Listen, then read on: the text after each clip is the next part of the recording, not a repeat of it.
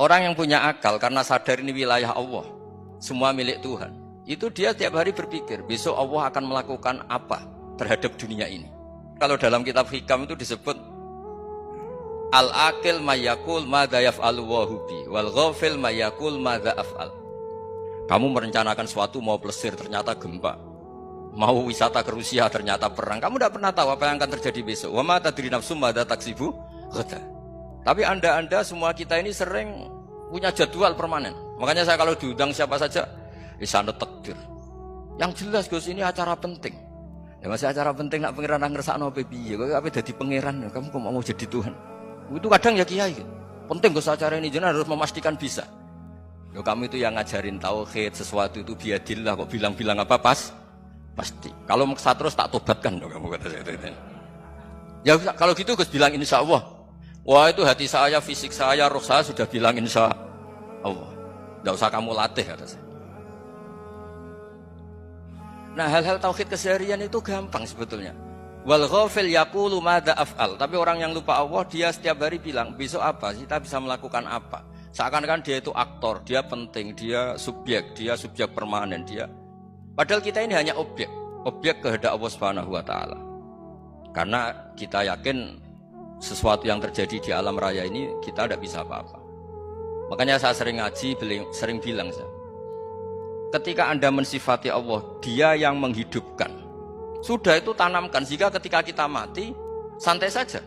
Kenapa santai? Allah punya cara menghidupkan kita. Zaman kita hidup juga gak tahu caranya ngelola jantung, ngelola paru-paru. Kamu juga gak tahu ngelola oksigen yang tidak beracun, tidak mengandung polusi. Tahu-tahu hidup. Gak ingin tua ya tahu-tahu tua, gak ingin mati tahu-tahu mati. Selama ini kita hidup juga agak tahu apa sebetulnya. Hanya gaya tok, punya jadwal, punya planning. Kalau kamu bisa menentukan pilihan Anda, pasti Anda istrinya cantik, 4 neriman semua, qanaah semua. Nyatanya enggak kan? Ada 1 jelek, cerewet. Wah itu kan, nyatanya enggak bisa apa-apa Anda kan? Dan kamu bawa mati lagi. Itu kan. Istri Anda juga gitu, punya keinginan, punya suami yang ganteng, yang jabat, yang neriman, yang enggak poligami. Ya enggak kesampaian juga. Kalau kita ngitung tingkat kegagalan kita itu gagal terus. Ya kan? Nah, terus ingat Allah, madza yaf'alu wa hubi. Orang yang punya akal selalu berpikir Allah itu menghendaki apa terhadap saya. Dengan sama-sama orang gitu. Ngelihat orang yang serius, itu kata Anda itu pemikir berat, serius. Senang punya tokoh yang mermut karena kamu anggap serius. Tapi sebagian orang anggap orang yang serius itu wong mermut, wong masam, wong muka kok ditekuk. Jadi sama itu hati ya muqallibal qulub tsabbit qalbi ala dini, karena kita enggak tahu cara berpikir kita tentang orang lain, tentang sekeliling kita. Misalnya kita orang baik yang jenis ngrumat fakir miskin. Ada orang bangun masjid mewah itu janggal. Apa artinya masjid mewah kalau banyak orang kelaparan? Tapi kalau yang jenis pendidikan apa artinya masjid mewah kalau tidak bisa ngaji?